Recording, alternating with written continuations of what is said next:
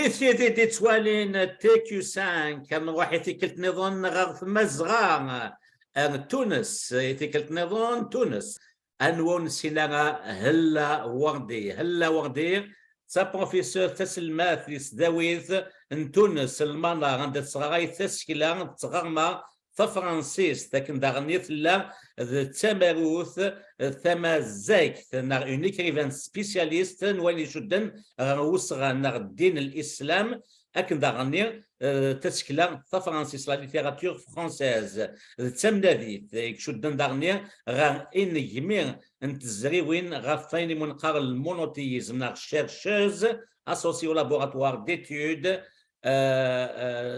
portant sur le monothéisme au CNRS, Centre national de recherche scientifique MS Arnaud ننادي أسناني ديزغان ذي فرنسا هلا وردين ثلول ذوك سكواس 73 نتمنى تونس عندها تخدم تيزراوين النستونيين لي زيتود سوبيريور دي سكلا دي سداويث تونس لكن داغني ثم دكتور اينس زوج الاف ويون قال يشدنا السكلات فرانسيس يسداويث سون بون ثمينوت نا سون بون نوفيل فو سنتل اللي شدن فو مارو نا فسكلا نومارو فرانسيس ريمون كينو يقولوا لنا 1903 يموت 1976 ذاني يخدم مسا هلا وردي داغن ذيوث يخدمن طاسك كاين يقولان اللذغه زي زوج الاف ذا ساون مدلسن يشدنا السكلات فرانسيس كاين مسا هلا وردي وماينير ازول فلام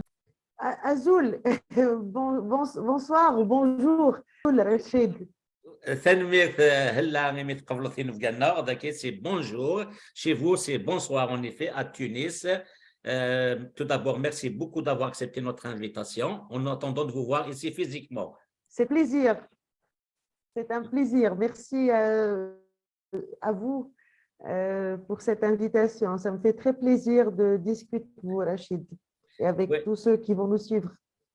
سي ثقرولا نزوج 2011 دي تونس سيدي لدينا بغيت يتغليوني دي ضران اما دي ليبيا دي مصر دي ثمور النظام اني منقار ثقرولا نشموم احنا على ريفولوسيون دو جاسمان ماسا هلا وردين ثبوي داك كاين اسكواس نسكونفو نا اون اني ساباتي كي تيبونا كراسنا ذي غافين يشدن امزغوي انت الاسلام لا دغا سكيميران طاسي ثنوذا طاسي ثوغا غاف يالو كيشدن الاسلام لا دغا فزوغينس انوان سينغا اذليس امزغوي موثوغا يتوسن مضال الأسان إن جورا محمد لي ديرني جور دو محمد يدفرن دوك سكواش زوج 2016 زغيين ألبان ميشيل يسينا كاين يتبعن تيد 5 أكثر لان 3 مشا ذيونا كنين بوزليس يمتسمى لي كاليف مودي يدفرنا في 5 يحرشن فندك 3 ثورة أمزوارو اسميس لا ديشيرور ويسين على l'ombre des sabres ويسلثا meurtre على موسكي مازال سين النظام نشكوك فندق زوج 2019 أك زوج 2021 donc je vous ai introduit dans notre langue le kabyle tamazirt mais vous avez j'imagine tout compris à peu près grosso modo j'ai relaté votre tout compris voilà parfait. Donc voilà, donc nous, on ne peut pas parler de tout. Hein. Vous avez un CV qui est assez riche, aussi bien en termes de littérature française, civilisation française, que tout ce que vous avez entamé comme recherche sur les débuts de l'islam. Et qui vraiment, c'est une œuvre magistrale que tout le monde salue.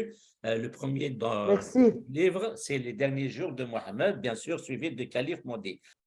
Donc moi, nous à TQ5, on aimerait bien parler beaucoup plus sur le premier livre qui a eu un grand succès, notamment en France et en Afrique du Nord et partout dans le monde, même au Canada, Les derniers jours de Mohammed, Hussein Ngoura Mohammed. C'est sur ce thème-là qu'on va mettre l'accent durant notre entrevue, là, n'est-ce pas? Vous êtes d'accord? Entendu. Oui, entendu, bien sûr, avec plaisir. دونك هلا وردين ثورة وسان إن قران محمد نبي الإسلام دايني سوهامن يتصل شكون ثقرينس دايني سوهامن يقيم 3 وسان يتفوحوا وتنطلنا أشكون وقاذي بغانا طفنا كنيس وقاذي من قرن الخلفاء الراشدين اللي كاليف أما عمر أبو بكر العالي العثمان لن تسنغن نوايد من أمكانيس جنتي يتفوحوا ثورة شكل نولي نكوني أكد هلا وردي. Donc ma toute première question, parlez-nous de vos recherches d'abord sur Mohammed. Quelles sont les sources historiques qui existent et quel est leur degré de fiabilité, notamment sur la complexité de travailler sur un tel personnage très connu dans l'histoire, ceci plus de 14 siècles après son existence. Merci pour cette question, Rachid, parce qu'elle est vraiment au cœur des difficultés que rencontrent tous les chercheurs sur les débuts de l'islam. Vous avez utilisé un terme clé qui est le mot fiabilité. Voilà. Et ça ne concerne pas seulement le personnage de Mohammed, qui est bien sûr, comme vous le savez, entouré d'une aura qui rend tout travail autour de ce personnage très délicat. Mais je parle d'une manière générale pour tous ceux qui veulent travailler sur la naissance de l'islam et disons le premier siècle, c'est qu'aucune source historique, c'est-à-dire au sens de document historique, datant de cette époque-là. Toutes les sources dont nous disposons ont été écrites au moins un siècle et demi après la mort de Mohammed et la période qu'elle relate. Alors, vous allez me dire, le fait que ces sources soient tardives ne veut pas dire forcément elles ne sont pas fiables. Parce qu'il y a des sources contemporaines, on pourrait avoir des sources contemporaines qui peuvent ne pas être fiables. Être contemporain d'un fait ne signifie pas que le texte va dire la vérité. Moi, je donne toujours l'exemple des journaux en Tunisie pendant l'ère Ben Ali. Si vous ouvrez les journaux, les quotidiens pendant le règne de Ben Ali, vous pensez tout de suite que la Tunisie est le pays le plus prospère au monde. Ces références-là sont des documents d'époque, mais qui sont complètement mensongers.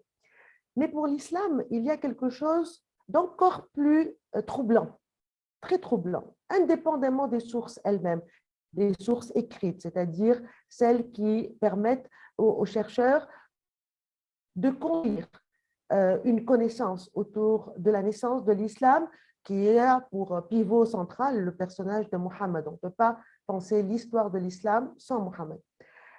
Il y a un fait très troublant et qui est, je pense, unique en son genre, c'est que même sur le plan archéologique, à la Mecque et à Médine, sont les deux villes où, soi-disant, qui sont censées être les berceaux de l'islam, nous n'avons trouvé aucun élément concret datant de cette époque-là. Ce qui est encore plus troublant, c'est que l'Arabie saoudite interdit toute fouille archéologique à la Mecque et à Médine. Pourquoi? On ne le sait pas. Et même la mosquée que l'on voit aujourd'hui à Médine, où le tombeau du prophète est soi-disant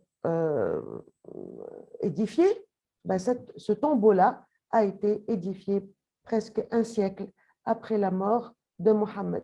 Et des récits affirment que lorsqu'on a ordonné la construction de cette mosquée tombeau du prophète, les gens de Médine n'étaient pas très sûrs de l'endroit où Mohammed était enterré.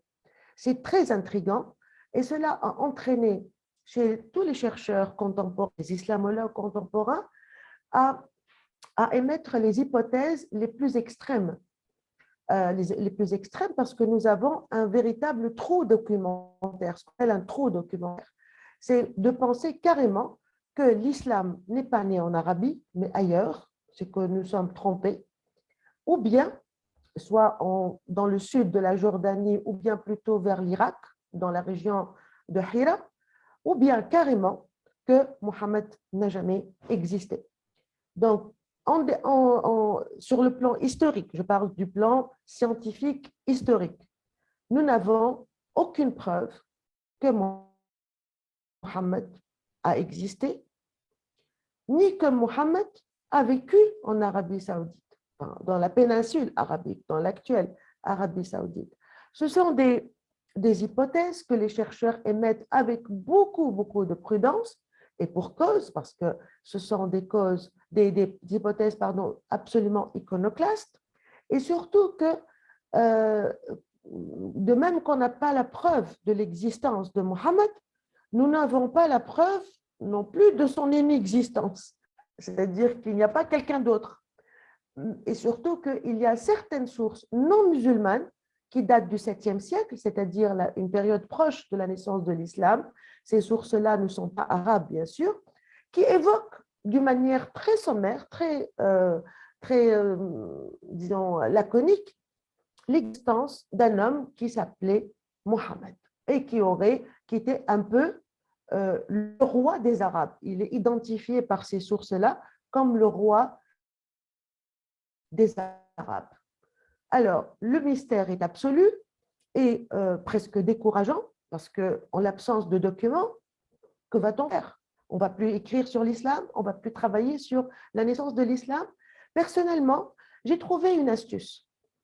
C'est de confronter les deux sources les plus rivales, c'est-à-dire les sources des sunnites et les sources des chiites. Parce que, comme vous le savez, ces deux camps sont absolument agonistes, c'est-à-dire qu'ils ne s'entendent pas sur la même version de l'histoire. Et j'ai tenté, surtout pour la dernière période de la vie de Mohammed, de confronter leurs récits. Et je me suis dit que peut-être dans les points d'intersection, dans les points de rencontre entre les deux récits, que nous pouvons peut-être tomber sur un premier noyau de vérité historique. Si les adversaires sont d'accord sur un fait, il y a de fortes chances que ce fait soit véridique. De même, et ça, je pense que ce sont des travaux qui vont avoir un impact bientôt un impact important, c'est que maintenant les fouilles archéologiques, même si elles ne sont toujours pas permises au Hijaz, c'est-à-dire à Médine et à la Mecque, on peut maintenant, à travers les fouilles archéologiques, notamment dans le sud de l'Arabie Saoudite, à Najran, et aussi dans le nord de l'Arabie Saoudite, dans une région plus ou moins d'Adoum el-Jandal, on trouve maintenant des traces assez intéressantes sur le début de l'islam. On a des traces écrites, des graffitis notamment. Des graffitis, ce sont des écritures sur les rochers. Et petit à petit, le voile commence à tomber sur ce grand mystère qu'on appelle les débuts de l'islam. Mais on n'a pas encore suffisamment de matière pour proposer un nouveau récit qui soit confirme ou bien infirme le récit officiel de la tradition. En tout cas, moi, je ne désespère pas de trouver toujours dans les sources de la tradition des éléments qui ne sont pas forcément des éléments très glorieux pour la vie de Mohammed ou bien pour ses compagnons. Et je me suis dit, j'utilise un peu l'argument de l'embarras que utilisaient les chercheurs sur la Bible, c'est-à-dire que quand il y a une information embarrassante, c'est-à-dire qui dérange l'image glorieuse du prophète et de ses compagnons, il y a de fortes chances que cette information soit authentique. Bien sûr, il y a beaucoup de lacunes dans cette recherche sur les débuts de l'islam, mais moi, mon objectif n'est pas de refaire l'histoire, mais de proposer un nouveau récit, un contre-récit qui un peu met en avant les contradictions du récit officiel, du récit canonique, et aussi essayer de lire autrement ces sources de la tradition, mentalisées idéologiquement, alors que, à mon avis, elles contiennent des informations très, très précieuses, et malgré leur caractère tardif, ces sources-là peuvent être de véritables adjuvants et non pas des opposants pour le chercheur. Très souvent, le discours scientifique essaie de se positionner contre de la tradition. Mais pour moi, il y a peut-être une complicité qu'on peut chercher chez les auteurs comme Tabari, comme Di, qui lâchent parfois quelques informations fort utiles pour proposer une nouvelle histoire de l'islam. Tout à fait, là, tout à fait. Là, vous avez fait un excellent, un immense travail. Moi, c'est un régal. Quand je l'ai lu la première fois, j'ai dit waouh, pour une fois, il trouve une personne, une chercheuse, tout Merci, chercheur, qui a merci. fait cet excellent travail dont vous avez croisé les différentes sources de la tradition musulmane, les deux écoles chiites et sunnites. Je ne peux pas trouver de meilleurs mots que pour décrire cette qualité de travail que Gilles Kipel, qui est un politologue français spécialiste de l'islam et du monde arabe contemporain, professeur des universités, qui a dit ceci. Il a dit le grand mérite de Hulla-Wardi est de confronter les sources chiites et les sources sunnites. Voilà, donc on ne peut pas être mieux pour décrire votre excellent travail là que ces paroles de Gilles Krippel. Merci. Sinon, ma question, deuxième question, c'est une question à deux volets là. D'abord, est-ce que les causes du décès de Mohammed sont établies le 8 juin 632? Et le deuxième volet, est-ce que l'hypothèse d'un empoisonnement est probable? Oui, alors, pour ce qui est de la date, c'est une date proposée par la tradition musulmane. Hein, ce n'est pas une date qui a été écrite dans un registre d'état civil dans le monde. C'est la date qui est proposée par toute la tradition, unanimement. Il n'y a pas de différence de ne pas la prendre au sérieux, cette date. Il serait mort à l'âge de 63 ans, tout à fait naturel pour l'espérance de vie de l'époque. Il serait même plutôt âgé, pour une soixantaine d'années, c'est déjà vieux à l'époque. Mais il y a quelque chose d'assez troublant, là aussi, des sources non musulmanes datant du 7e siècle, du milieu du 7e siècle, affirment qu'en 634, Mohammed était encore en vie et il se trouvait à Gaza. Alors, on ne sait pas, est-ce que de l'armée de Mohammed, c'est-à-dire un titre géné pour désigner les soldats de l'islam qui sont allés à la conquête, ou bien Mohammed était physiquement présent à Gaza. Information d'autant plus intrigante que l'arrière-grand-père de Mohammed, Hashim, fondateur de la dynastie hachémite, est mort à Gaza et il est enterré à Gaza. Donc il y avait déjà, à l'époque, déjà avant même l'islam, il y avait une connexion entre cette péninsule arabique, la Mecque, l'environnement de naissance de Mohammed et la Palestine. Ça, c'est un premier volet. Donc, pour la date, on ne sait pas. On prend cette date-là comme un consensus historique en l'absence d'une autre date, mais les sources non musulmanes semblent dire que Mohammed, en 634, était encore en vie. Mais elles ne donnent pas non plus une date de décès. Mais pour ce qui est du deuxième volet, ce n'est pas une hypothèse, l'empoisonnement. L'empoisonnement est déjà la cause de la mort de Mohammed, la cause proposée par la tradition musulmane elle-même.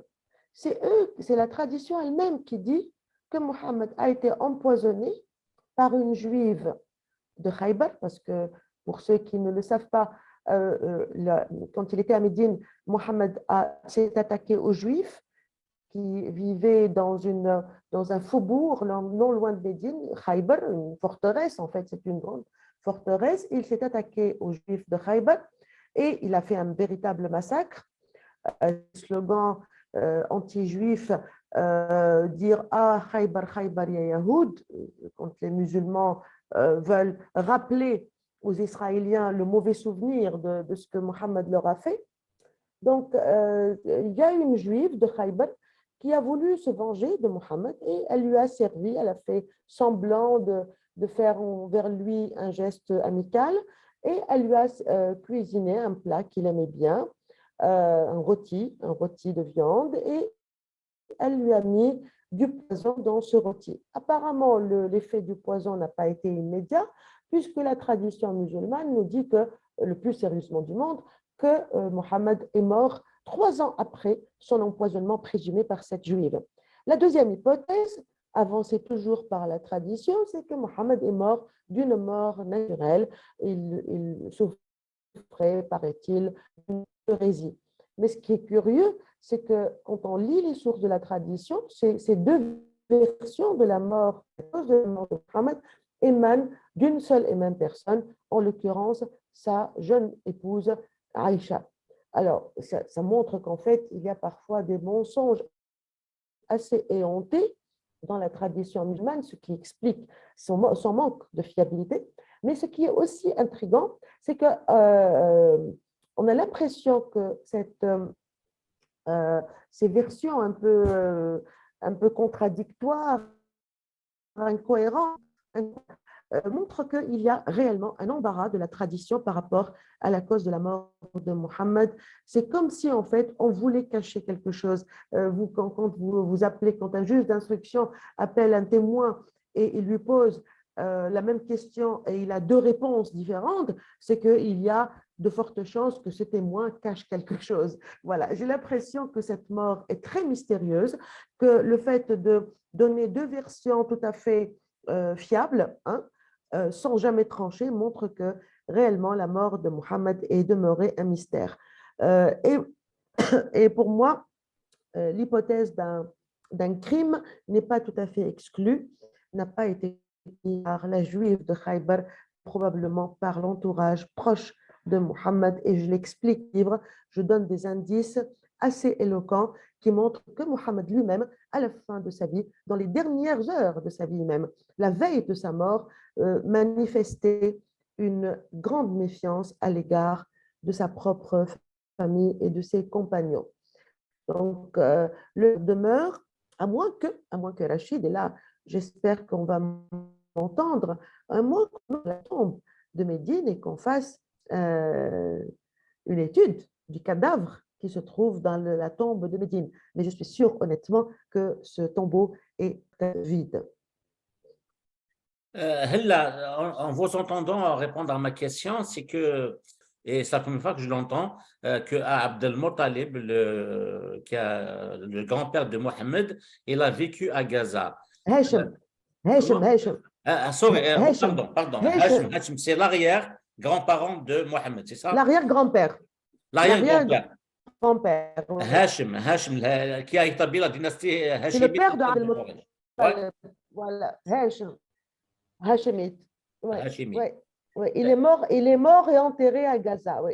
Et les morts enterrés à Gaza, aussi, il y a dernièrement des sources qui parlent d'un arrière plus loin, de grand-parent de Mohammed, qui est venu comment s'appelle, de Khalil, dans l'actuelle Palestine.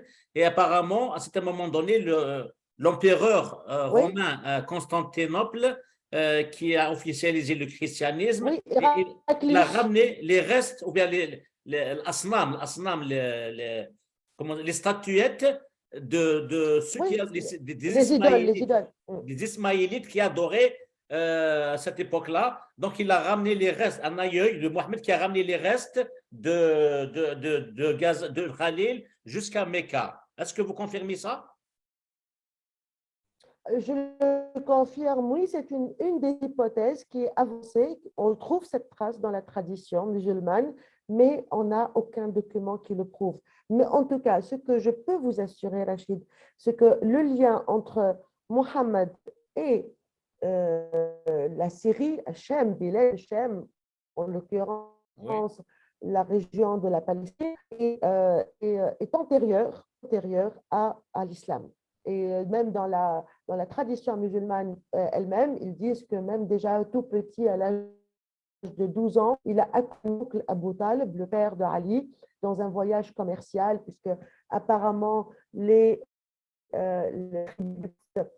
c'était une tribu de commerçants, faisaient constamment des voyages en Syrie pour leur business, comme on dit.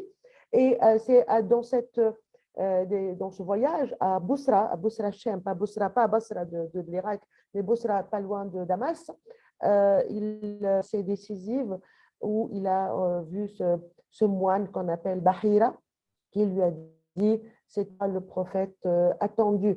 Et apparemment, toute l'époque de Mohammed, et ça tout le monde le dit, même dans les sources de la tradition elle-même, tout le monde attendait la venue d'un nouveau prophète. Et il y a eu beaucoup de prophètes de l'époque, hein, il y en a plein. Il y a ceux qui ont eu du succès, Mohammed, et ceux dont le nom est tombé dans l'oubli. Parce que peut-être qu'eux, ils avaient un projet tout simplement religieux, alors que Mohammed a eu l'intelligence de combiner le projet au projet religieux confessionnel. Donc, il a établi une révolution à l'échelle de l'Arabie, ensuite c'est devenu une révolution mondiale. Et en tout cas, il y avait un climat propice à l'apparition d'un nouveau prophète. Et j'ai l'impression que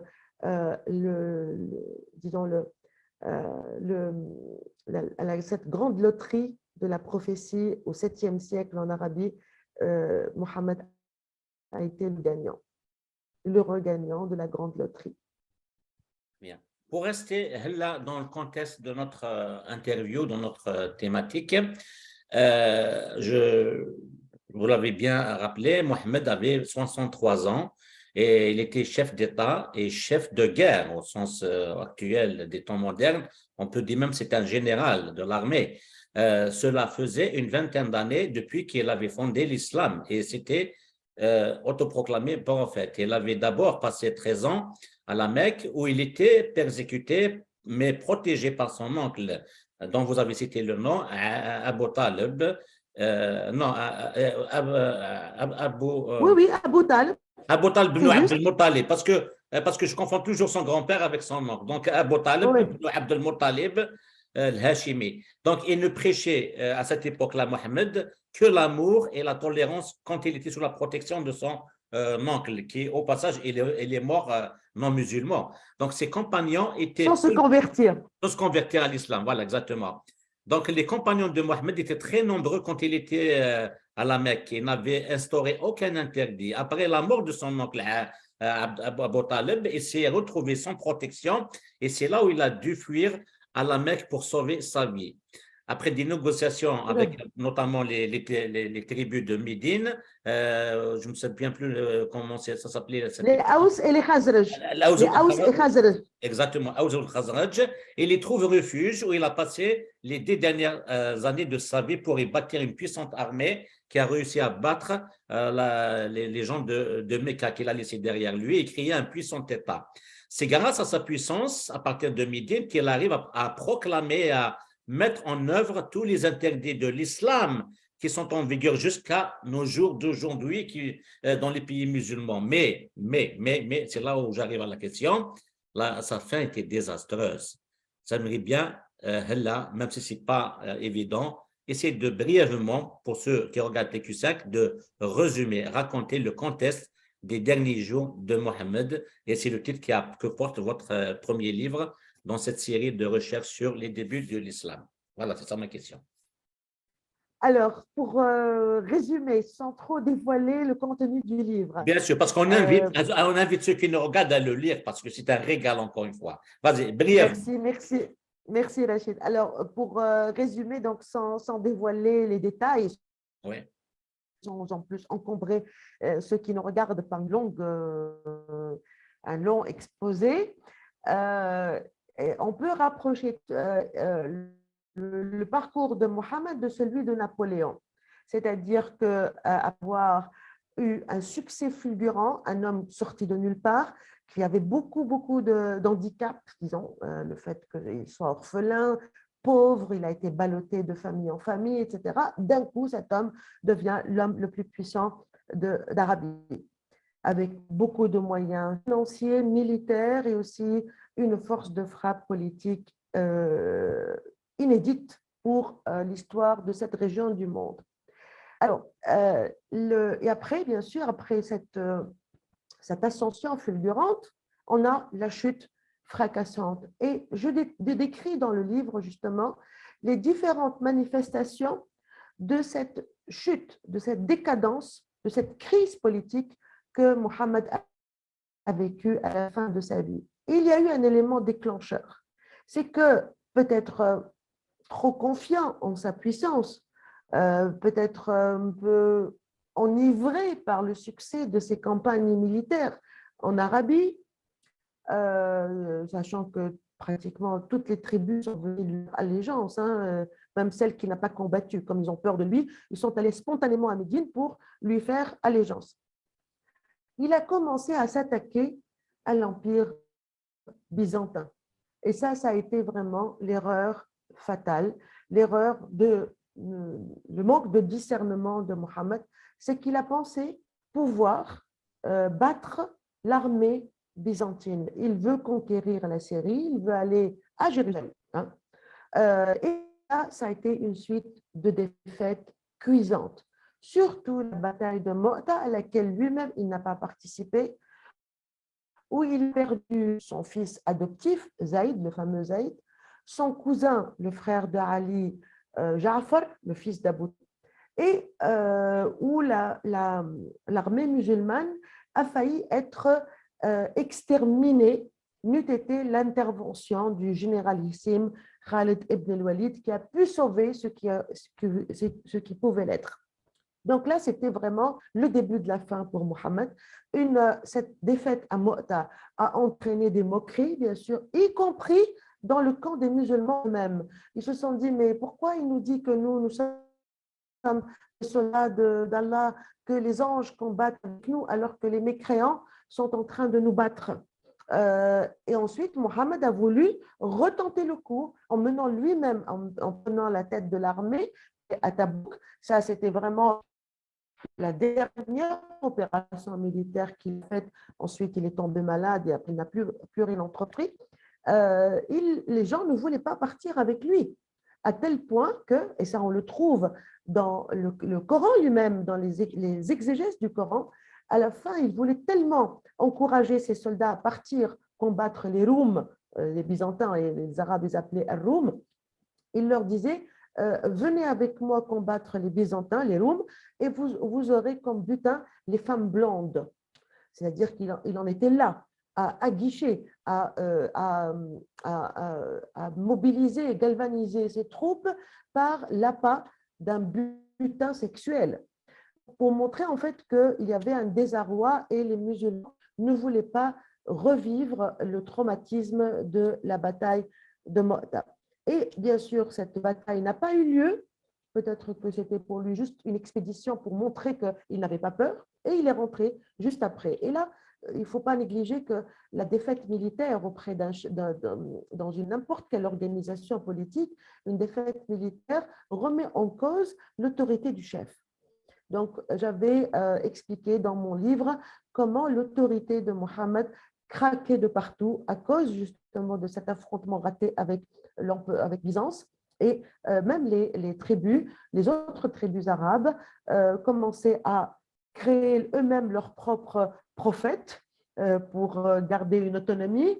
Et en plus, à l'intérieur même du camp musulman, c'est-à-dire la cour proche des compagnons de Mohammed, on commence à grincer des dents et peut-être qu'on a senti que cette défaite annonçait la fin prochaine de Mohammed et donc il fallait tout de suite mettre en place des plans, des échafaudages pour préparer la succession. Et surtout que Mohammed, quand après Tabouk, il va faire son pèlerinage de l'adieu, où il annonce officiellement dans le fameux discours de l'adieu, Khutbat al-Wada', il annonce que la prophétie est terminée et donc il a pris un peu sa retraite. D'habitude, la prophétie se termine avec la mort, mais lui, il a cessé d'être prophète, c'est lui-même qui a annoncé solennellement la fin de la prophétie. C'est à ce moment-là que les choses vont se précipiter et tous les compagnons de Mohammed vont entrer dans un conflit.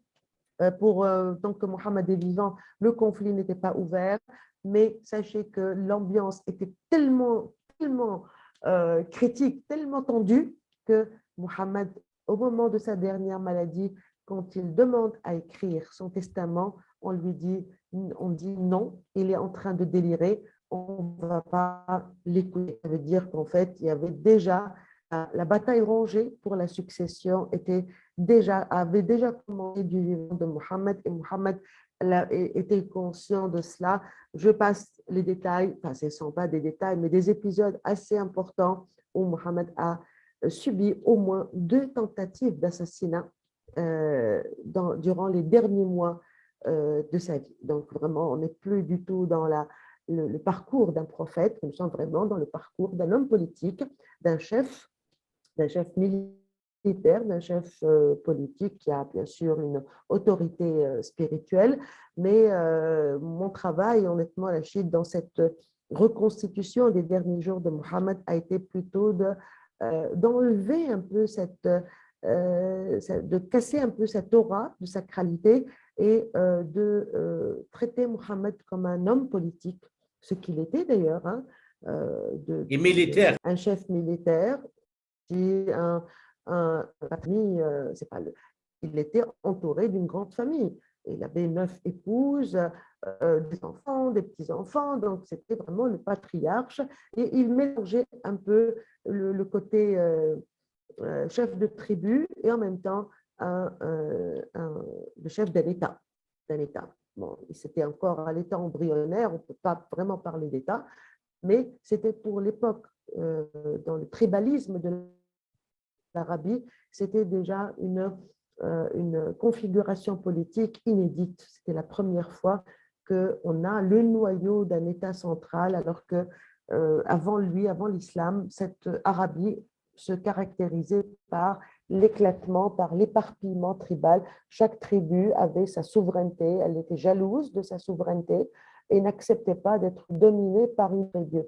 Donc là, lui, il a commencé à créer ce noyau d'État qui centralise plusieurs tribus, plusieurs religions même, parce qu'à un moment donné, il y avait une cohabitation. Et d'ailleurs, j'aimerais revenir un peu, si vous permettez, Rachid, Oui. à une remarque que vous aviez faite tout à l'heure.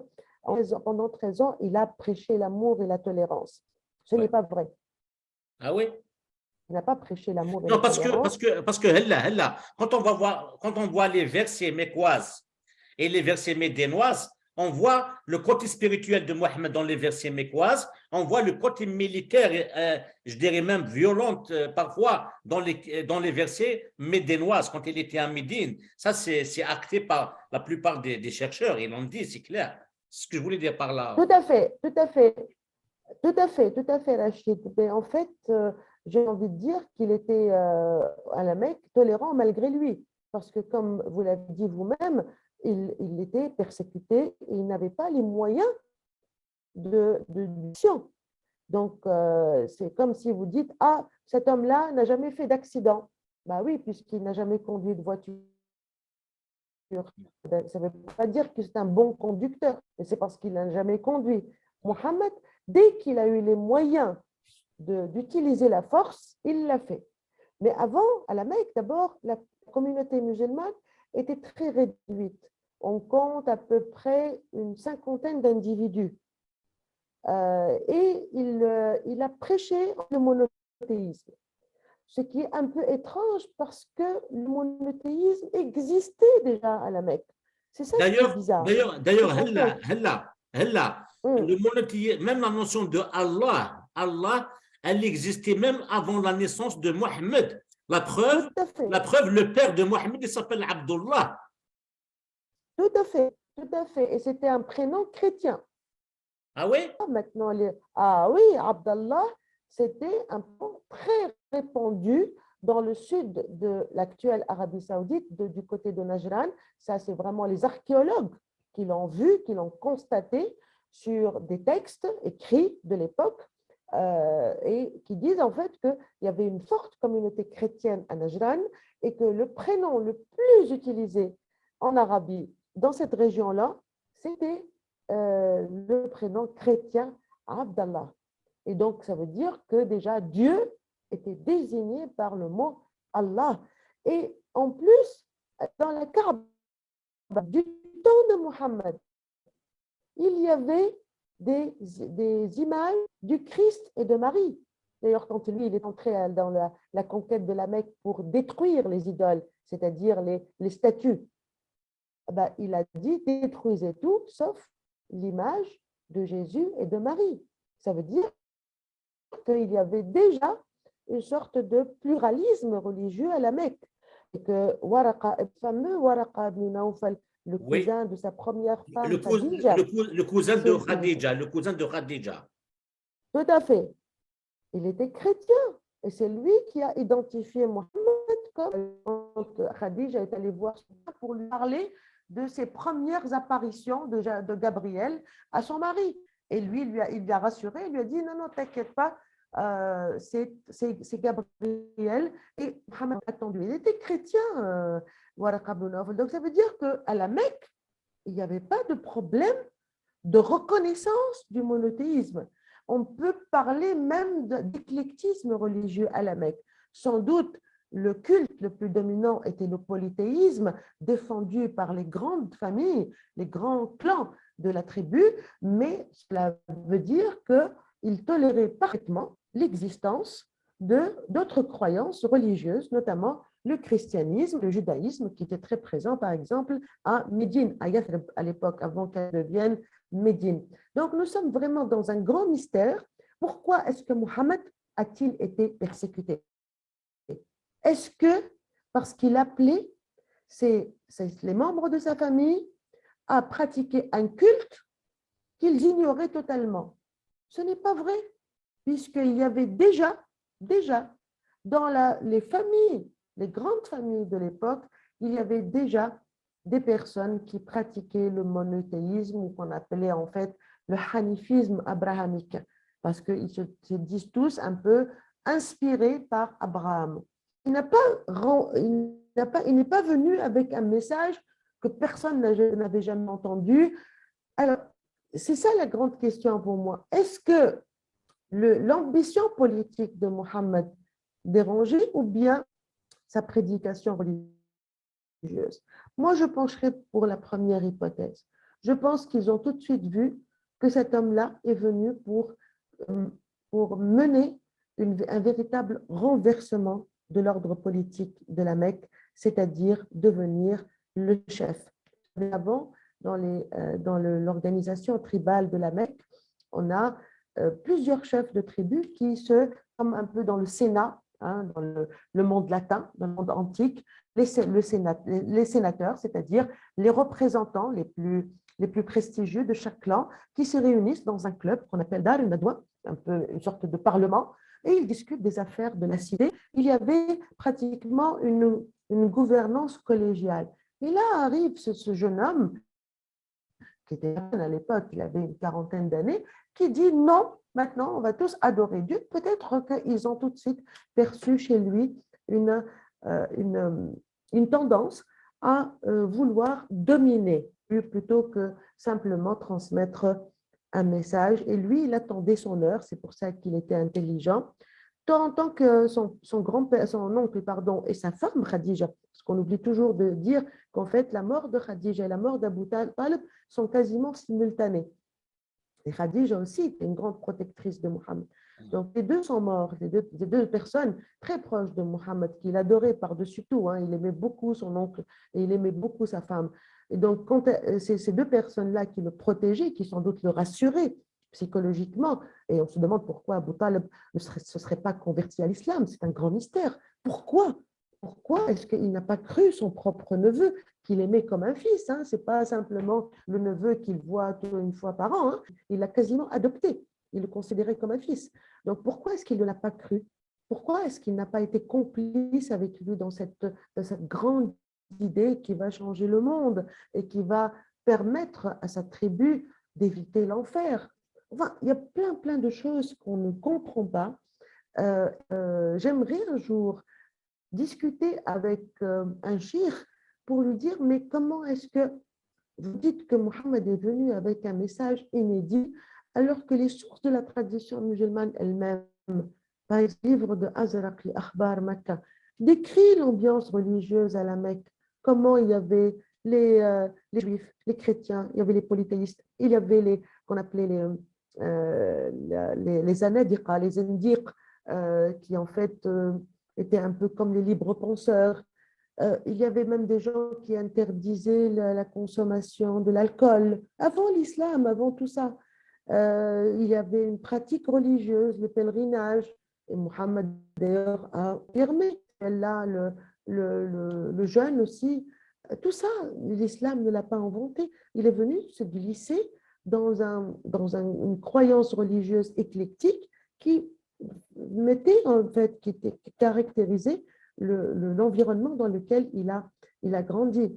Et d'ailleurs, beaucoup de spécialistes du Coran disent que beaucoup de choses dans le Coran, beaucoup de versets dans le Coran, même les versets mécois, surtout les versets mécois, sont des versets allusifs. C'est-à-dire que quand il parle d'épisodes de la Bible, il n'en parle pas comme si à des gens qui ne les connaissent pas.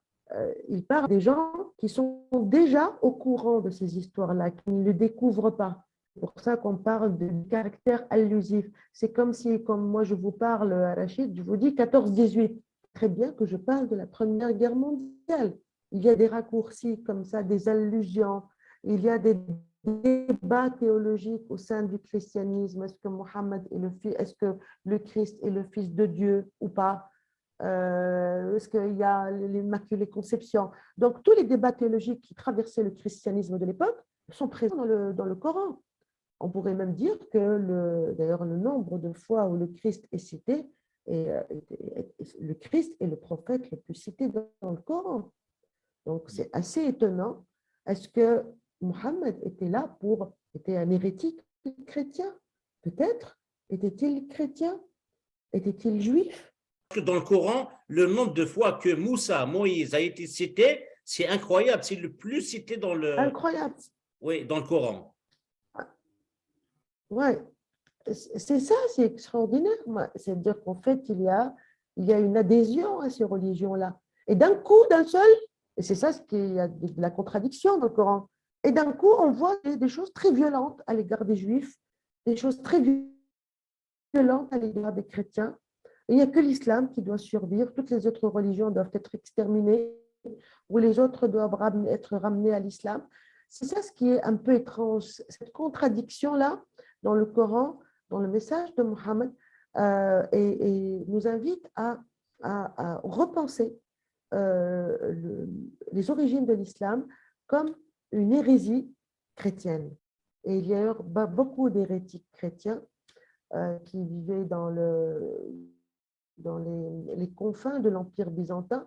Le Byzance avait un peu rendu l'Église orthodoxe comme l'Église officielle, et elle a persécuté et les Juifs et les chrétiens qui n'étaient pas dans l'idée de l'Église orthodoxe. Peut-être que Mohammed était un chrétien originaire de Gaza qui est allé émigrer en Arabie. Peut-être, je ne sais pas. Il faut repenser toute l'histoire de l'islam en disant peut-être que lui, en fait, si on parle d'émigration, ce n'est pas de la Mecque vers Médine, mais peut-être d'une ville quelque part en Syrie. Et Mohammed a émigré vers Yathrib parce que, sans doute, il reprend une communauté religieuse qui n'était pas acceptée par les Byzantins. Et quand il a commencé à avoir de la force, la première chose qu'il a faite, c'était de s'attaquer aux Roum. D'ailleurs, il y a une sourate dans le Coran qui s'appelle Ar-Roum. الروم سيسم ربي حنين سميحن لا ما الروم تواغلبن لقواك على قريب ماضي ذفير الخسارة نسن هاد غلبن بكري سقوسن لامر عار ربي وقبل يا وسين غردا السنة فرح المؤمنين سربحنا ربي يسربح ونيسي هوان نتا ذو زميري تسميحن ذو المعذن ربي ولي تخالف راه المعاذاس لمعنى غطس مدان ورسينن سنن كان أين دي ننثن دي ثمدورثن الدونيث غفلة خاطني ثني غفلا. Il est peut-être allé la conquête de l'Égypte, d'ailleurs plus tard, sera très facile pour les musulmans puisque les Coptes eux-mêmes étaient persécutés par les Byzantins et ils étaient bien contents de voir les musulmans arriver, peut-être parce qu'ils croient que j'en sais rien. Je pense que le texte complet du Coran ne nous est pas parvenu. Ce que nous avons maintenant est une version tronquée. Ok. C'est pour ça qu'elle est incohérente. Oui, pour rester dans le sujet, toujours les derniers jours de Mohammed Halla, Maintenant, puisque vous êtes une femme et c'est une fierté pour nous, les Amazirs, Tamazra, l'Afrique du Nord, d'avoir une femme de votre trempe qui fait des recherches de haute qualité, comme vous le faites. Merci. En parlant des femmes, l'histoire de l'islam est édifiée grâce à des femmes. Comme nous allons le voir un peu plus tard, deux grandes figures féminines de l'islam sont au cœur de la succession de Mohammed, à savoir sa propre fille Fatima, dite Az-Zahra, et sa dernière épouse Aïcha, la fille de son fidèle ami et compagnon Abu Bakr as-Siddiq. La grande écrivaine et membre de l'Académie française et notre berbère des mondes chinois, Assia Djebbar, Oui. c'est elle aussi intéressée aux derniers jours de Mohammed dans son livre Oui. Loin de Médine. Pour ceux qui Oui. ne sont pas conscients de ce, qui sont pas au courant de ce livre-là, il est sorti Il est génial. en 2001, le livre de poche, 312 pages. C'est un très bon livre à lire. Donc, Très bon, très bon. Très bon livre, voilà. Sans les femmes autour de Mohammed Hella, on peut penser qu'il ne serait sans doute jamais devenu le premier ou bien le chef militaire d'État qu'il était. Par exemple, sans la fortune de sa première épouse dont vous avez cité, Khadija bint Khuwaylid, il n'aurait sans doute pas eu l'opportunité d'amasser le savoir et les connaissances accumulées lors de ses voyages de négoce. Ma question, expliquez-nous comment et pourquoi des femmes sont au cœur des derniers jours de Mohammed. Parce que, en fait, dans l'histoire de l'islam, et c'est une conviction intime que je vais essayer d'ailleurs d'exposer dans un livre. Okay. En islam, le pouvoir est détenu par les hommes, mais l'autorité est détenue par les femmes. Je distingue clairement le pouvoir et l'autorité. Le pouvoir, c'est l'exercice de l'autorité. L'autorité, c'est ce qui donne la légitimité à un pouvoir politique. Je donne un exemple très parlant. Les 4 premiers califes, ceux qu'on appelle Rashidoun, ceux qui ont immédiatement succédé à Mohammed, Abu Bakr, ensuite Omar, ensuite Othman, ensuite Ali, en dehors du fait qu'ils soient les compagnons de Mohammed. Quel est le point commun entre ces 4 hommes? Alors, c'est qu'en fait, les 2 premiers sont les pères des femmes de Mohammed et les 2 derniers sont les gendres de Mohammed, les maris de ses filles. Wow. Donc, quand on voit réellement la succession, on a Abu Bakr, père de Aïcha, Omar, père de Hafsa. Hafsa et Aïcha étaient les 2 épouses de Mohammed. Oui. Ensuite, nous avons Othman, le mari de Ruqayya, la fille du prophète, et Ali, le mari de Fatima. Wow. En fait, c'est parce que la légitimité vient des femmes. Comme du temps de Khadija, quand c'est elle qui a dit à Mohammed, ce que tu as vu là, cette voix que tu as entendue, cette apparition que tu as eue, c'est un ange, ce n'est pas le démon, parce que Mohammed, et ça la tradition musulmane elle-même le dit, il a eu peur. Il a voulu même se suicider. Il a voulu se jeter du haut d'une montagne lorsqu'il a eu les premières apparitions de Gabriel. Il a cru qu'il était devenu possédé par le démon. Il a cru qu'il était devenu fou. Et il voulait se suicider. Qui l'a rassuré? Qui lui a dit, c'est toi le prophète? Qui l'a pris par la main et l'a emmené voir Waraqa? C'est elle. C'est elle qui a donné tout de suite à Mohammed l'assurance initiale et nécessaire pour qu'il se lance dans cette grande aventure. Et quand on revoit même, et ça c'est une information que très peu de gens connaissent, j'en parle un peu dans le premier tome des Califes maudits, c'est que cette alliance avec les Haus et les Khazraj, comme vous avez dit tout à l'heure, qu'on appellera plus tard les Ansar de Médine, pourquoi est-ce que les Ansar se sont dit « Ah, mais on va l'accueillir, ce jeune homme, on va le prendre chez nous, on va le protéger, on va se mettre à son service. » Ben, on oublie que l'arrière-grand-mère de Mohammed, la femme de Hashim, justement, est une femme de Khazraj. Elle s'appelle Salma. C'est son arrière-grand-mère. Et en fait, que disent Al-Khazraj de Mohammed? Al-Aws aussi, tous les habitants, les deux tribus frères. Ils disent Ibn Ukhtina, c'est le fils de notre sœur. Donc, c'est encore l'ascendant féminin qui a permis aux Khazraj, parce qu'ils considèrent Mohammed comme leur neveu, ce n'est pas un étranger pour eux. Et en plus, qui est cette Salma? Elle est la femme de Hashim. C'est la mère d'Abd al-Muttalib, justement. Et je rappelle à ceux qui suivent, il est enterré à Médine. Pourquoi? Parce qu'il est tombé malade quand il est allé rendre visite à ses oncles maternels, les Khazraj. Donc, on a estompé un peu le lien familial qui vient des femmes, c'est les femmes toujours, et qui ont permis à Mohammed de trouver refuge auprès des puissantes tribus des Haus et des Khazraj. Et sans ces deux tribus-là, Mohammed n'aurait jamais pu réussir, jamais.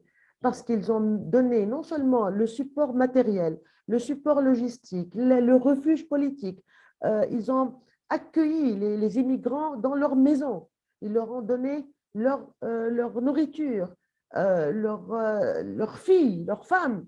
Ils se sont pliés en quatre. Pourquoi? Ce n'est pas pour les beaux yeux de Mohammed, mais parce qu'ils considéraient comme était le petit-fils de leur sœur Salma.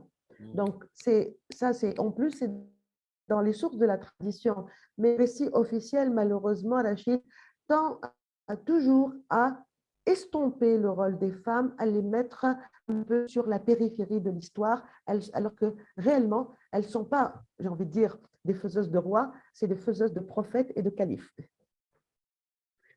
Quand même, pour rester dans le cadre des femmes de Mohammed, enfin, notamment Fatima et Aïcha, sa fille, son épouse, leur comportement durant les derniers jours de Mohammed. Sur son lit de mort, Mohammed, sentant sa fin arriver, il demande à sa fille Fatima Zahra d'aller chercher Ali, son gendre, le fils de Abu Talib. Aïcha, en entendant ça, la conversation, s'empresse pour aller chercher son père, Abu Bakr al-Siddiq, qui est l'ami de Mohammed. Et une explication dit que Mohammed avait appelé Ali pour le nommer comme successeur, ce qu'il n'a pas fait puisque devant Abu Bakr, il ne pouvait pas le faire. Il était présent. La question, pouvez-vous nous parler des comportements de Fatima et de Aïcha durant les derniers moments de Mohammed? Aïcha était en fait, elle n'était pas seule, elle avait aussi une complice qui est Hafsa, la fille de Omar, et ce sont les deux femmes qui vont être constamment collées à Mohammed dans les derniers instants de sa vie. Et ce n'est pas un hasard si, curieusement, ce sont les pères de ces deux femmes qui sont devenues califes. Ça veut dire qu'elles ont joué un rôle de premier plan, elles toilent autour de Mohammed pour ne pas laisser le pouvoir échapper à leurs pères respectifs. Fatima et Ali avaient brillé un peu par leur absence. Parce que Fatima, et ça j'ouvre une parenthèse pour parler un peu du rapport entre Fatima et Aïcha. Les rapports étaient extrêmement conflictuels. Parce que Aïcha détestait Ali. Elle le détestait. Parce que le jour où elle a été accusée d'adultère, Ali n'a pas pris sa défense et il a dit à Mohammed, répudie-la. De toute façon, il y a tellement d'autres femmes que tu peux épouser. Elle lui a jamais pardonné ça. Fatima avait un caractère extrêmement doux et elle était confiante, je pense, que le pouvoir ne pouvait pas échapper à la famille. D'ailleurs, elle va le dire, c'est un peu Antigone. Son personnage va sortir de l'ombre après la mort de son père. Mais malheureusement, elle va mourir très, très vite après lui. Et donc, dans les derniers jours de Mohammed, Fatima, c'est un peu l'héroïne du premier tome des califes maudits, la déchirure. C'est l'Antigone. D'ailleurs, avait à juste titre, et je suis contente que vous évoquiez ce livre, Loin de Médine, qui est un chef-d'œuvre à mes yeux. Donc, le rôle de femme va grandir après la mort de son père. Mais je pense qu'elle et Ali, durant la maladie de Mohammed, étaient confiants. Ils savaient que de toute façon, le pouvoir ne pouvait en aucun cas quitter la maison du prophète. Surtout que Ali et Fatima avaient un atout qu'aucune des femmes de Mohammed n'avait. c'est qu'ils étaient les parents des petits-fils Hassan et Hussein que le prophète adorait par-dessus tout. Il adorait ses petits-fils et il voyait sans doute en eux les dépositaires de son héritage. Et donc, Aïcha, elle et Hafsa n'avaient pas d'enfants, n'ont pas eu d'enfants avec Mohammed. Donc, le seul moyen, c'était de propulser leur père.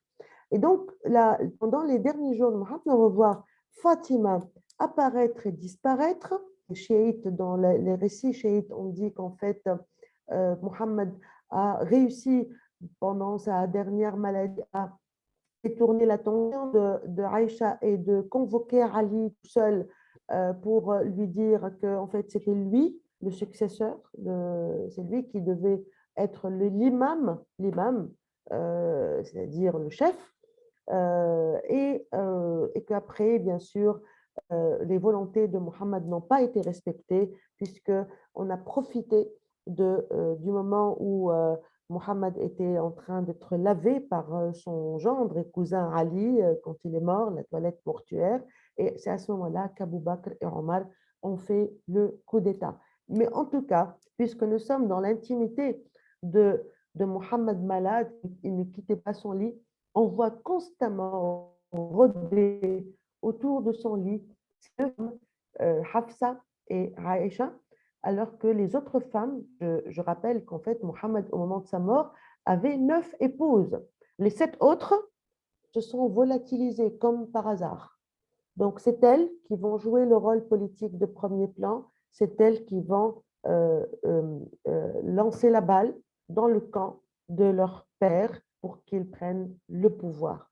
Et je pense que Mohammed a dû être un peu séquestré à la fin de sa vie. Ils ont réussi à l'isoler complètement. En parlant de Fatma Zahra, je rappelle que récemment, il y a un film anglais qui est sorti, c'est un film à controverse, La Dame du Paradis, un film dramatique britannique réalisé en 2001 par Eli King, le réalisateur, mais écrit, dont le scénario est écrit par un religieux chiite du nom de Yasser El-Habib. Le film se présente comme étant le premier film de la vie du personnage historique Fatma Zahra, fille du prophète Mohammed et épouse du premier imam du chiisme, à savoir Ali ibn Abi Talib. Il est interdit dans plusieurs pays musulmans. Ça, c'est entre parenthèses. Maintenant, puisqu'on parle de succession, on reste dans la succession. Avec vos recherches, on comprend que Mohammed n'a pas donné d'instructions précises sur sa succession, ce qui est une source de clivage entre les musulmans qui date jusqu'à maintenant, jusqu'au jour d'aujourd'hui. Puisque la division entre sunnites et chiites est le résultat de conflits de succession à la suite de sa mort. Donc, on se pose la question, pourquoi Mohammed n'a pas été à la rigueur guidé s'il a été envoyé par Dieu pour régler ce conflit qui date jusqu'à maintenant dans le monde musulman, on souffre jusqu'à maintenant. Ma question, comment expliquer un tel manquement de la part d'un personnage qui a minutieusement régulé tous les aspects de la société, de la nourriture à la prière, au mariage, aux ablutions, etc. C'est ça ma question, elle. Je montre dans le livre qu'en fait, il voulait prendre des dispositions puisqu'il a voulu écrire un testament et on l'a en l'air. Donc, ce n'est pas du tout, c'est qu'en fait, ou bien il a écrit un testament, mais comme il n'arrangeait pas les intérêts des uns et des autres, il a été tout simplement ignoré. Sincèrement, logiquement, Rachid, puisque vous le dites, comment expliquer qu'un homme qui était attentif à tous les détails concernant la vie de ses adeptes n'envisage pas un tel point capital? Alors, de deux choses l'une, soit il a voulu le faire, et ça c'est ce que la tradition musulmane sunnite le dit, c'est les sunnites qui le disent. Il a voulu écrire un testament, mais Omar a dit non, de toute façon nous avons le Coran, et lui il est délirant parce qu'il a de la fièvre. Donc il n'a pas écrit ce testament. Je fais d'ailleurs un chapitre sur cet épisode capital dans les derniers jours de Mohammed, la calamité du jeudi, Razi et el-Khamis, parce que ça a eu lieu le jeudi précédant la mort de Mohammed. Ou bien, et ça c'est la version chiite, il a réellement nommé Ali comme son imam comme l'imam des musulmans après lui, et que, bien sûr, comme les compagnons sont des usurpateurs, sont des gens violents, c'est ce que les chiites disent d'eux, ben, ils ont empêché Ali, ils ont pris sa place, ils lui ont arraché, ils lui ont volé le pouvoir qui lui revenait légitimement. Donc, Mohammed, soit il a été empêché, soit il a exprimé ses volontés, et ces volontés-là ont été confisquées, elles n'ont pas été exécutées. Personne n'a respecté la volonté de Mohammed, honnêtement, et d'ailleurs, je le montre dans le livre, il a été atrocement malmené pendant les derniers jours de sa vie, Mohammed. C'est une fin absolument tragique. Il en est arrivé à aller dans le cimetière malade la nuit pour dire, il dit, oh là là, vous les morts, vous ne vous rendez pas compte de la chance que vous avez. Il était complètement désespéré à la fin de... Il y avait un abattement psychologique qui accompagnait aussi la maladie physique. Le prophète de l'islam a eu une fin digne d'une tragédie grecque. Hein. Ce n'est pas du tout alors que nous sommes dans le christianisme, nous sommes dans la mort, certes tragique, du Christ, c'est une apothéose héroïque. Mohammed, lui, est mort seul, cerné de toutes parts par les ambitions de son entourage. Il est parti avec le goût amer de la défaite contre les Byzantins. Il a été malmené par son entourage, on l'a empêché de dicter son testament, on a profité même d'un instant de syncope pour lui administrer un médicament étrange malgré lui, à son insu. Donc, vraiment, c'était une fin indigne d'un homme qui a théoriquement changé l'histoire. Voilà. Effectivement, là, c'est un peu bizarre. On trouve la fin malheureuse de Mohammed, 3 jours qui puent sans qu'il soit enterré. Ah, C'est ça ma question, justement. Est-il normal, selon la tradition en Arabie de l'époque, qu'on attende autant de jours dans une région désertique où la chaleur est très intense? Ça, c'est le premier volet de la question. La deuxième volet de la question, est-ce que c'est la devise « Le roi est mort, vive le roi » qui a été appliquée? C'est-à-dire, une fois que le chef est mort, il est plus important de décider de la succession avant que l'on s'occupe des détails, des obsèques, de la dépouille et des funérailles. C'est ça ma question. oui, en fait, c'est une très bonne question. Déjà, nous avons un pied déjà dans le livre 1, le tome 1 des califes maudits, puisque je parle de tout cela dans le détail. C'est vrai, le prophète Mohammed n'a pas été enterré tout de suite. Son corps a commencé à se décomposer. D'ailleurs, dans les récits de la tradition musulmane sunnite, nous avons des descriptions un peu sordides de la corruption de son corps. Il y a plusieurs explications. Ce n'est pas normal. D'ailleurs, très souvent, les Arabes enterrent le jour même, parce qu'au mois de juin en plus, en Arabie, évidemment, au bout de 2 heures, le corps commence à pourrir. Donc, il était normal de l'enterrer tout de suite. Il y a un premier volet, une première hypothèse. C'est que ces adeptes ont pensé qu'il allait ressusciter comme Jésus au bout de 3 jours. C'est pour ça qu'ils ne l'ont pas touché pendant 3 jours. Mais ça, c'est une croyance de partage humain des musulmans, mais pas par les compagnons qui étaient dans les premières loges pour attraper le pouvoir, pour s'accaparer du pouvoir. C'est en fait, Mohammed, comme tous les chefs d'État, on n'annonce pas comme ça son décès. Il faut prendre des dispositions. Et si on annonce, on risque de perdre le contrôle de la situation.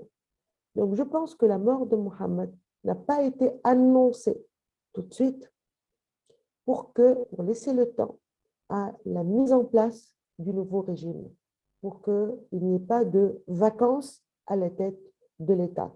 Et d'ailleurs, ça c'est écrit dans les sources de la tradition musulmane et j'en parle dans le détail dans la déchirure, c'est quand Ali était en train de laver Mohammed, qu'il a entendu dans la mosquée à côté, Allahu Akbar, qui annonce l'intronisation en quelque sorte d'Abu Bakr. C'est-à-dire que les musulmans ne sont pas restés un seul jour sans un chef. Donc ça, c'est pour des raisons politiques. Et il y a, bien sûr, pour expliquer ce retard absolument indigne que l'enterrement a pris, beaucoup d'auteurs de la tradition disent qu'en fait, on ne l'a pas enterré tout de suite parce qu'on croyait qu'il allait ressusciter au bout de 3 jours comme Jésus. Et d'ailleurs, l'un des auteurs de la tradition, sans doute le plus célèbre, Tabari, rapporte une phrase prononcée par Abbas, l'oncle du prophète, le fondateur, l'ancêtre de la dynastie abbasside, qui a dit aux compagnons de Mohammed: enterrez-le, si Dieu a envie de le ressusciter, je pense qu'il n'aura aucun problème à le sortir de la tombe. C'est bien sûr une phrase pleine d'ironie pour dire qu'en fait, si vous avez prétexté la résurrection pour vous mettre d'accord sur le nouveau calife et pour que vous laissiez son corps se décomposer, pour expliquer que vous laissiez son corps se décomposer, ne vous inquiétez pas, si Dieu a l'intention d'accomplir le miracle et de le ressusciter, le sortir de la tombe ne posera aucun problème. Donc, il leur a dit, c'est-à-dire allez enterrer votre ami. Bien sûr, cette phrase, il a dit avec beaucoup d'indignation. Mais en tout cas, Mohammed, il a été maltraité. Il a été victime même d'un abus de faiblesse. Il a été humilié pendant son agonie et après sa mort. Pourquoi est-ce qu'ils n'ont pas eu cette attitude digne pour aller l'enterrer et ensuite se bagarrer pour le pouvoir? Non, il ne voulait pas. Il voulait absolument distraire Ali parce qu'il savait de toute façon qu'il était le candidat qui cochait toutes les cases. Il était compagnon parmi les premiers musulmans, le père des petits-fils de Mohammed. Il a été plusieurs fois, comment vous dire, il a été plusieurs fois l'objet d'attention de la part de Mohammed, qui le considérait plus que comme un cousin, mais quasiment. Donc, il avait tout pour lui, donc on a profité de l'instant où il était occupé à laver le cadavre, la dépouille, pour imposer, comme dans un coup d'État. Comme chez nous parfois, on profite du voyage d'un chef d'État pour le renverser, à tel point que beaucoup de chefs d'État maintenant ne bougent plus du pays parce qu'ils savent que s'ils se déplacent, ils peuvent perdre leur place. Tout à fait, tout à fait. C'est un plaisir, Hella. Merci beaucoup, Rachid, vraiment. Si ça ne te dérange pas, Hella, il me reste juste 2 questions. Vous pouvez répondre rapidement si vous voulez. Oui, bien sûr. L'avant-dernière, c'est justement en relation par rapport à la succession. Peut-on dire qu'Ali était le successeur légitime de Mohammed? Dans tel cas, on pourrait penser que les chiites ont de bons arguments pour le croire. D'ailleurs, c'est ce qui explique un peu le conflit actuel entre les chiites et les sunnites, n'est-ce pas? Oui, mais il y a plusieurs siècles, il y a prescription. Pourquoi est-ce que les chiites maintenant veulent que Ali n'est plus là, il est mort? Donc c'est n'importe quoi. Franchement, c'est vraiment n'importe quoi. Enfin, de toute façon, être braqué sur le passé, ça c'est une spécialité pour eux. L'avenir, c'est le passé. Oui. Donc, honnêtement, pour Ali, alors il n'a pas été invité au conclave de la Saqifa parce que tout simplement, Abu Bakr et Omar n'y étaient eux-mêmes pas invités. Je l'explique dans la déchirure. Ils se sont imposés aux Ansar. Les Khazraj ont voulu tenir la réunion pour décider du chef. Les autres ne sont que les émigrants. Ils sont les émigrants, donc un jour ou l'autre, ils vont devoir partir et rentrer à la Mecque. L'homme qui était là, qui a permis qu'il soit accepté, est mort. Donc pour eux, les Mecquois qui sont de Quraysh, ils doivent tôt ou tard quitter les lieux. Ce sont des immigrants. La carte de séjour, leur carte de séjour, c'était Mohammed. Et maintenant, avec la mort de Mohammed, ils n'ont plus de carte de séjour. Ils prennent le premier chameau charter pour rentrer à la Mecque. Donc, pour eux, d'abord, les Haus et les Khazraj se sont réunis tout seuls dans la Saqifa des Banu Saïda pour décider du choix d'un chef. Pour eux, ça y est, la page de Mohammed était déjà tournée. Mais Abu Bakr et Omar se sont imposés à eux. Ils sont venus s'imposer dans cette réunion. Et je l'explique en long et en large dans la déchirure. Et donc, forcément, et comme Abu Bakr et Omar ne voulaient pas que Ali vienne avec eux, c'est normal, parce qu'ils savent que Ali a un avantage sur eux. C'est qu'il est membre de la famille je parle parce que Abu Bakr et Omar sont de la famille, puisque ce sont les beaux-pères de Mohammed, les pères de ses femmes. Mais Ali avait le sang du prophète. Et en plus, il est le père de Hassan et Hussein. Donc, il était le dépositaire de la légitimité dynastique. Donc, forcément, il n'a pas été convié à cette réunion parce qu'il était un candidat très sérieux qui pouvait, en plus, convaincre les Haus et les Khazraj. D'ailleurs, je l'ai dit en faisant un peu le procès verbal de cette réunion.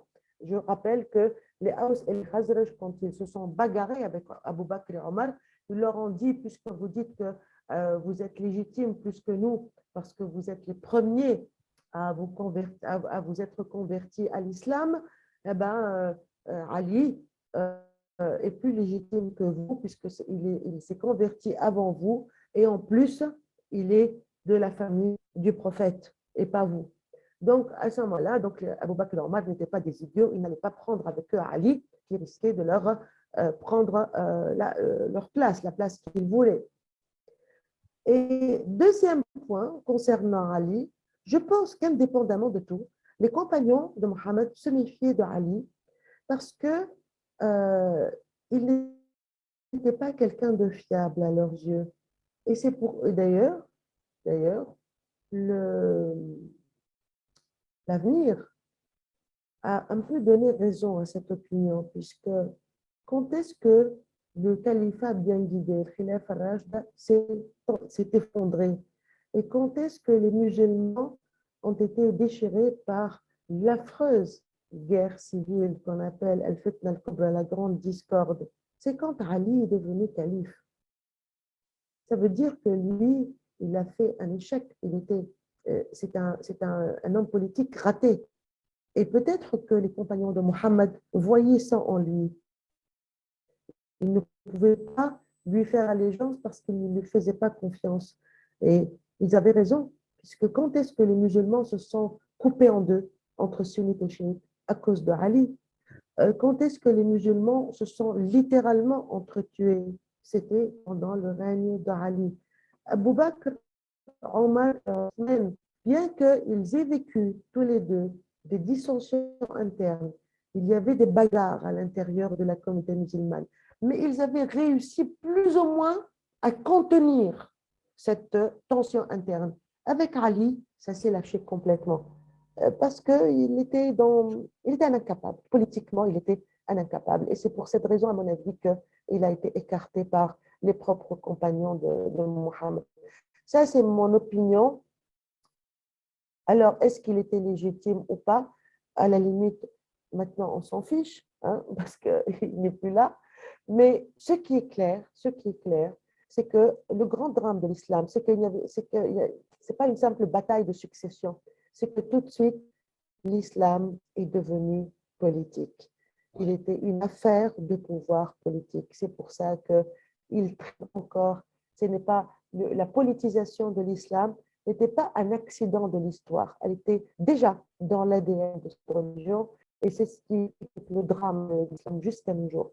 C'est que, indépendamment de qui était légitime ou pas, les bagarres politiques qui ont traversé l'islam dès le premier jour de la mort de Mohammed ont transformé cette religion en un outil de domination et non pas en spirituel. Donc, et d'ailleurs, pour un peu étayer ce point de vue que je ne cesse de marteler, la question du schisme entre chiites et sunnites, cette division entre sunnites et chiites, ce n'est pas une division religieuse, c'est une division politique et qui a entraîné ensuite une divergence théologique. Donc, vous voyez, par exemple, entre protestants et catholiques, dans le christianisme, le problème est théologique, c'est-à-dire ce sont de la religion, du christianisme, qui entraînent à notre rapport au culte, à notre Dieu, à notre conception du salut, etc., etc. Plein de choses, plein de concepts théologiques, philosophiques. Avec, en islam, la rupture entre sunnites et chiites n'est pas théorique et spirituelle, elle est essentiellement politique et tout le temps, l'islam va continuer à traîner avec lui ce boulet de la succession politique. Voilà. Merci, Hélène. Je termine juste avec une dernière question et je m'excuse parce que ça me tient à cœur. Je reviens toujours au côté féministe selon la terminologie d'aujourd'hui de Fatima. Deux faits nous le confirment, à savoir Fatima, la fille de Mohammed, s'est révoltée contre le calife Abu Bakr qui a refusé qu'elle hérite de son père. Et deuxièmement, Fatima a sauvé son mari Ali de la foudre de Omar ibn Khattab. Ali n'a pas approuvé la succession d'Abu Bakr, comme vous l'avez expliqué, qui a été désigné calife, l'un des premiers compagnons de Mohammed et le père de son épouse. C'est pourquoi il a refusé de prêter serment d'allégeance à Abu Bakr. As-Siddiq, Omar ibn Khattab, décida alors de mettre le feu à la maison d'Ali, qui est aussi l'époux de Fatima, fille de... En fait, encore une fois, c'est Fatima qui est sortie affronter à Omar ibn Khattab, qui est ici ça à la fin de sa demande de laisser la vie sauve à Ali. C'est quand même incroyable que Fatima ait réussi à repousser Omar alors qu'Ali aurait échoué. Une fois que Fatima décède, 6 mois plus tard après son père, on cite la date du 14 décembre 632, Omar revient à la charge et Ali n'avait d'autre choix que de prêter enfin le serment d'allégeance à Abu Bakr. Ma question, j'aimerais que vous me parliez de cet aspect peu connu du Fatima, son côté féministe, encore une fois, si on utilise la terminologie d'aujourd'hui. Et c'est ma dernière question, c'est promis. Là. Alors, et moi, je vais vous répondre très rapidement, puisque Voilà. maintenant, on entre un peu dans la déchirure. On a dit que notre rencontre d'aujourd'hui sera autour des derniers jours de Mohammed. Voilà. L'Antigone, moi j'appelle Fatima l'Antigone, la rebelle. Et en fait, il est très clair.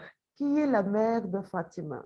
C'est Khadija, une grande dame, femme très puissante. Et qui est le père de Fatima? C'est Mohammed, un homme d'une ambition extraordinaire, un homme qui a changé le monde. Donc, il est naturel que Fatima hérite du caractère puissant de sa mère et de son père. Bien sûr, quand son père était là, elle était sa petite fille, c'était sa petite fille. Son personnage n'est pas sorti, puisqu'elle était la fille d'eux. Mais une fois son père est décédé, elle a sorti ses griffes. Elle a sorti ses griffes. Et Omar a échoué à attaquer sa maison, mais les chiites disent autre chose. Les sunnites aussi le disent, mais sans le dire ouvertement. Omar l'a frappée ce jour-là. Et elle était enceinte du 3e fils, Mohsen. Et c'est son père qui lui a dit de l'appeler Mohsen ou Mohassan. Il y a deux orthographes qu'on trouve dans les sources. Il l'a frappée, elle a fait une fausse couche et elle a eu une hémorragie. Donc, elle est morte quelques semaines plus tard ou quelques mois, parce qu'il y a dans certaines versions, elle est morte seulement 3 mois après son père, pas pendant 6 mois après. Et je défie quiconque, indépendamment des chiites, parce que pour les chiites, elle a été assassinée, c'est clair, elle est martyre. Mais pour les sunnites, je défie quiconque pour nous dire de quoi Fatima est-elle morte. Elle avait 28 ans, une jeune femme. Et à aucun moment, aucune source de quoi Fatima est-elle morte. Et je pense qu'elle a été effectivement assassinée parce qu'elle dérangeait. Il savait qu'Ali, il pouvait très bien le contrôler. Parce que politiquement, il n'était pas très intelligent, il n'était pas très futé, comme on dit. Par contre, Fatima, l'héritière, la mère de Hassan et Hussein, parce qu'elle pouvait même être comme une sorte de régente le temps que Hassan et Hussein grandissent. Ben non, il fallait absolument se débarrasser d'elle. C'est, je pense que le sacrifice de Fatima, et c'est toujours le sacrifice des femmes, ce sont les femmes qu'on finit toujours par sacrifier pour que, justement, parce qu'elles sont elles sont le siège de l'autorité, effectivement.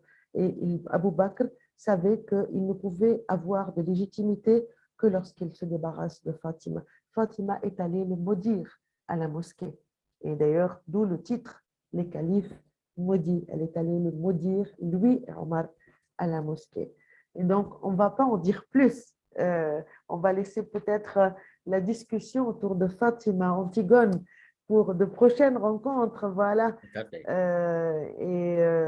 Voilà.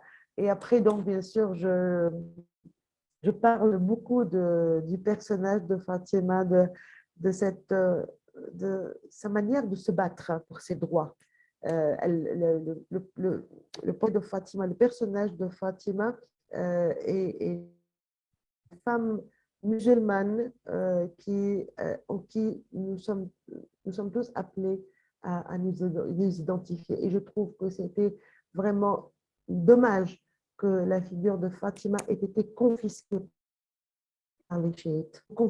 Elle est devenue quasiment comme leur domaine réservé. Alors que cette Fatima, sur le plan symbolique, est une figure tout aussi importante que sa mère Khadija. Dans la première, c'est la femme forte qui a permis à l'islam de tenir debout. Et Fatima, c'est l'autre volet, c'est la femme musulmane persécutée. Donc, nous avons avant l'islam la femme puissante, et après l'islam, nous avons la femme persécutée. Et après, ils viennent de l'islam à honorer la femme. Je suis désolée, je n'ai pas le cas. Regardez simplement, comparez simplement le parcours des deux femmes les plus proches de Mohammed, sa première épouse Khadija et sa fille adorée, sa petite fille adorée, parce que les autres sont mortes, c'est la seule qui lui a survécu. Fatima, comment elle a eu ce destin absolument tragique. Voilà. Hella, merci beaucoup. J'ai fait exprès de finir avec une question en relation avec Fatima, même si je sors du cadre de cette interview parce qu'on a dit uniquement on doit parler des 3 derniers jours de Mohamed, mais c'est un avant-goût de ce que vous allez voir avec Hella Wardi quand elle sera ici physiquement pour nous parler des modes des califes et principalement les 3 volumes de ce livre qui sont édités jusqu'à date et probablement de ce qui va dans les 2 prochains livres dont certainement on va parler en détail de Fatma Zahra et autre chose. Encore une fois, avec merci. Grand plaisir. Hella. Merci infiniment, Rachid. C'est vraiment un immense bonheur de discuter avec vous. Les questions ont été très intelligentes. Merci pour cet enthousiasme, pour cet encouragement. Ça me fait très, très plaisir de discuter avec des lecteurs de votre qualité, vraiment. Et j'espère que ceux qui nous ont suivis ne se sont pas ennuyés. Merci. Vraiment.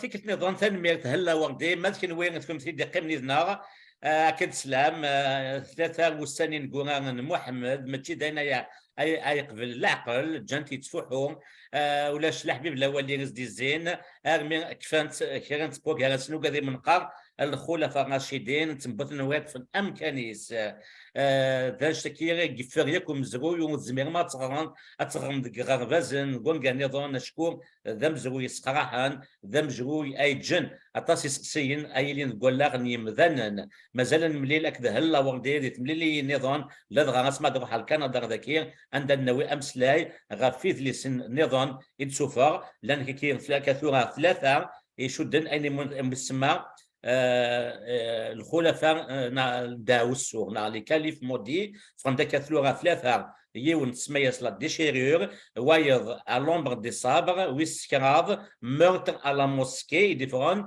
دي زوج 2019 زوج 2021 ومازال السن نظام عندنا وامسلاي يذا سافنشتكي اسماء اثيلي ذكينا ذي كندا يسيان مليل ذي سنت النظام ذولي النظام او نديني قيمه ذي ثالوث